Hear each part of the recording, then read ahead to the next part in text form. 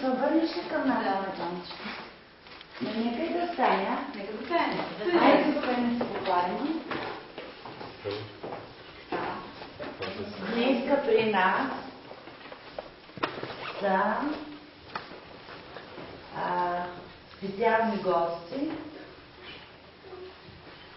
от фондацията Стоян Валтов, които са приготвили един безценен подарък за Веско, тъй, щото на него да му бъде много по-лесно в училище, да може да чете много по-спокойно и да успява като всички останали деца на България. И сега брата на Стоян Валтов ще му подари този подарък. Тази лъпичка за тебе. Да я отворим, Да прочете нещо.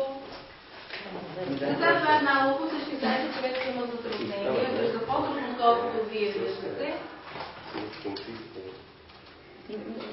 Виждате каква лупа работеше. Необходимата. Той се притеснява сега. Майка, няма ли има Веско? Защо се притеснява сега?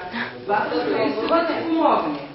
Така, вземи се лупичката, дай сега да вземем и какво имаш в момента. Ето имаш темаш. Сега нагласи си кога лупата, както сме се учили, нагласи я, така, и хайде да не прочетеш само няколко реда. Хайде.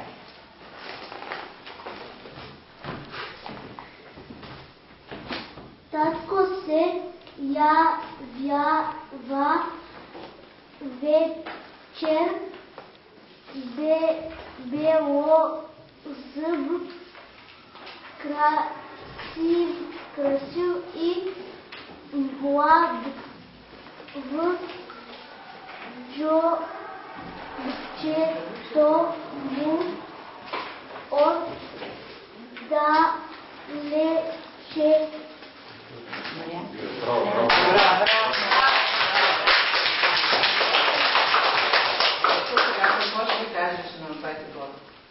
Благодаря. Иначе това много хубаво рецитира, много обича. Как да кажеш стихотворението, което ни каза предния час? Ти добре да го кажеш. Той като не медея зората. Това много обича да изпълнява работа. Да. Това е голяма стила.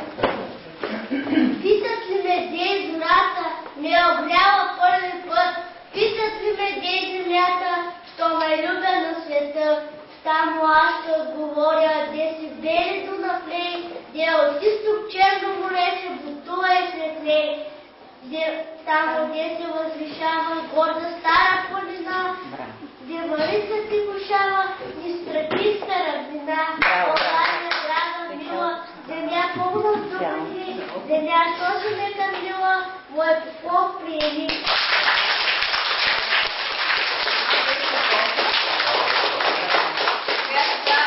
Хайде всички ние, макар че е завеско, но това е част от нашето семейство, да кажем благодаря на вас, постоянно на другите. Благодаря. И ние благодарим за вниманието, за сценката. Веско, пожелаваме ти да бъдеш най-добрият ученик и да се научиш да четеш не само речетата, но и между речетата. Да бъдеш едно добро дете. Няма проблем в това отношение. Благодарим още веднъж, нека да свършват Благодарим. хора, защото имам нужда от тях. Довиждане. Довиждане.